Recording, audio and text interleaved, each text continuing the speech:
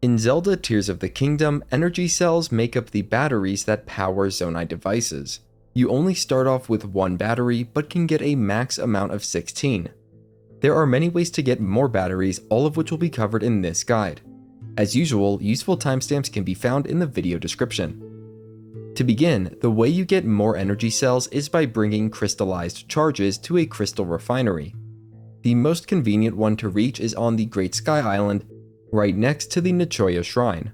The exchange rate is 100 crystallized charges for one energy cell. That being said, one energy cell only makes up a third of a whole battery. So, to get all 15 additional batteries, we will need a total of 45 energy cells, or a whopping 4,500 crystallized charges. Fortunately, there are multiple ways to farm them. This next part is a quick introduction for anyone who hasn't yet gone into the depths, as all methods for getting batteries require going there. If you want to follow along the main quest with Joshua and Robbie, that will take you down there. Alternatively, you can just dive down through the Great Plateau North Chasm. It's dark, so bring along Bright Bloom seeds to provide light. You can also activate the nearby light root and those throughout the depths as a more permanent solution.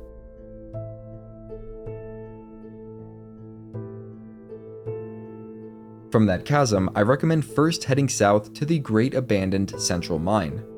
Along the way, you may spot shadow statues standing on top of stone pillars. They carry metal weapons that are untarnished by gloom, which can be very useful if you haven't yet built up an arsenal.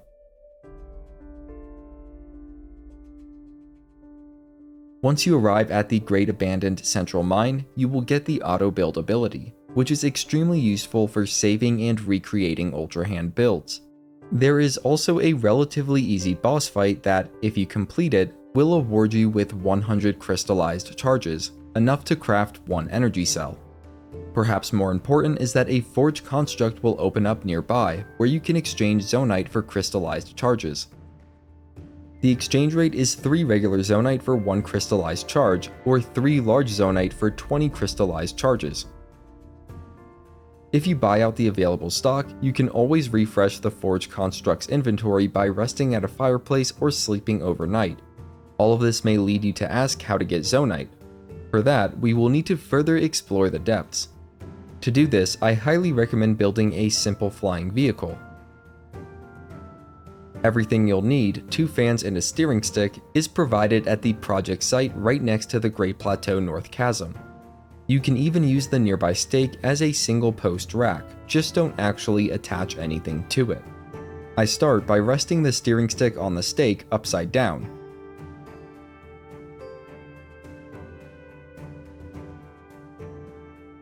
Then attach the front fan to the steering stick first. It needs to be attached at a 45-degree angle with the air blowing side facing towards the sky. The key is to make sure that the fan is centered on the steering stick, or else it won't fly straight. Once you attach the fan, the weight might cause the project to fall off the rack, which is fine. Pick it up, turn it over, and rest it on the stake with the steering stick right side up. It will tip off but should stay standing on the fan. This makes it pretty easy to attach the second fan to the back side of the steering stick. We want it to be parallel with the first fan, with the air blowing side facing the same direction.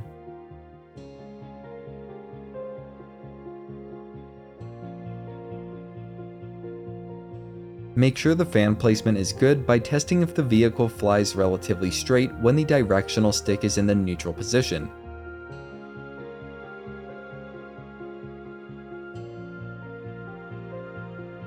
Then save it as a favorite with auto build. This will allow you to quickly recreate the flying vehicle anywhere if you have the Zonite devices, or for just 9 Zonite.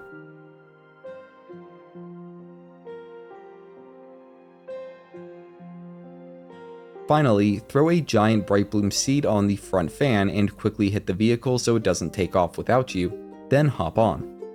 You now have a relatively nimble vehicle to explore the depths with a portable light source. The overall usefulness of this vehicle will only increase as more batteries are obtained. It took a few minutes, but now we are finally ready to go get some crystallized charges. While roaming the depths, keep a lookout for boss-type enemies. These commonly include Frox, Hinox, and Stalnox. Each one you defeat will reward you with 20 crystallized charges.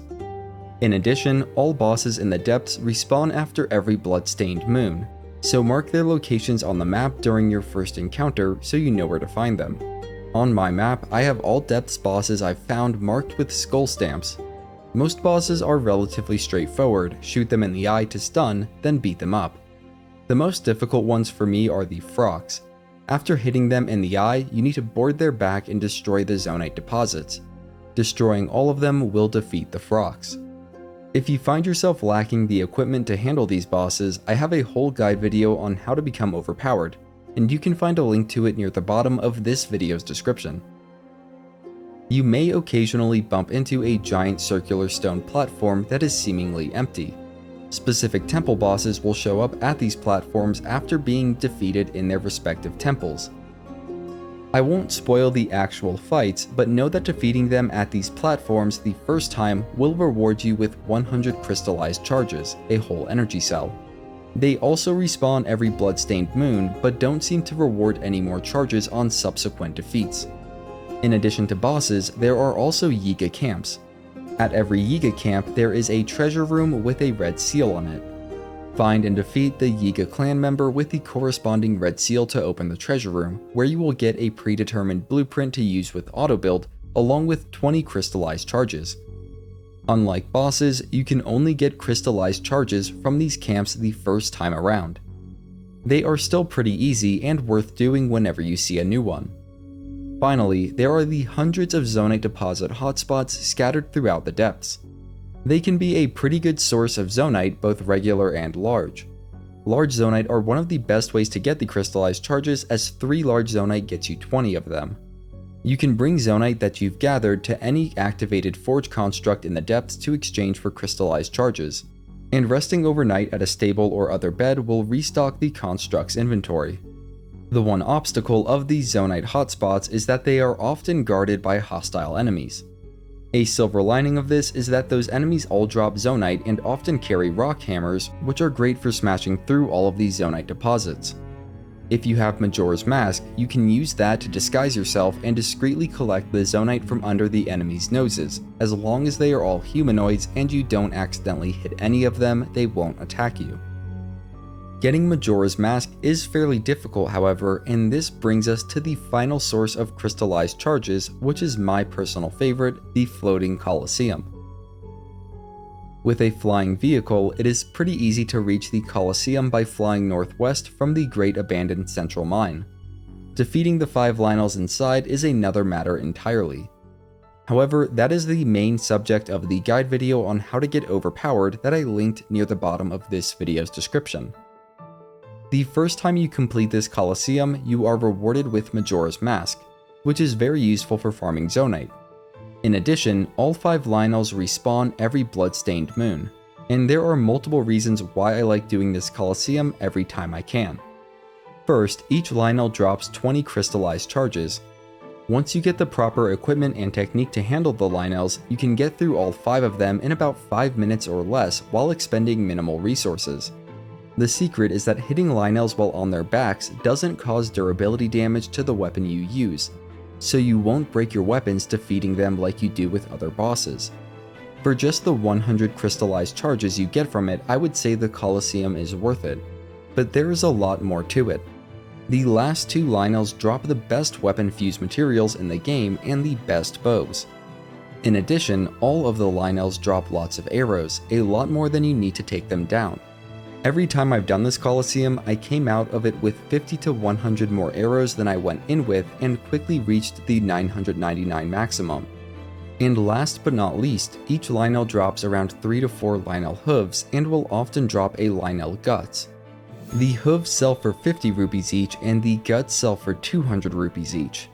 All totaled, you can expect to earn an average of 1500 or more rupees every time you complete this Colosseum, if you choose to sell those materials. Also, if you have the travel medallions unlocked, you can put one outside of the Colosseum for easy return trips. Once you've rounded up enough crystallized charges, make your way back to the crystal refinery to acquire your new energy cells. The more you get, the easier exploration and acquisition of additional energy cells becomes. As a final note, once you get all 8 initial batteries, any additional energy cells overlap the first 8, but in the color blue instead of green. In addition, once you've maxed out your energy cell, you can spend excess crystallized charges on specific Zonai devices of your choosing, and you can actually purchase big batteries which are not obtainable through any device dispenser. However, the construct will only sell Zonai devices that you found in capsule form. The one big battery I found in capsule form was at Bamatok Shrine within the Mount Dunsel Cave. And I recommend bringing a rocket shield along to make reaching this shrine easier. If you want to see more great guides, you can head over to my channel, and if you're new, consider subscribing. You're helping me feed my cat. Her name's Marshmallow. Have a great day. If you're here today, have a great Tuesday, and as always, thanks for watching.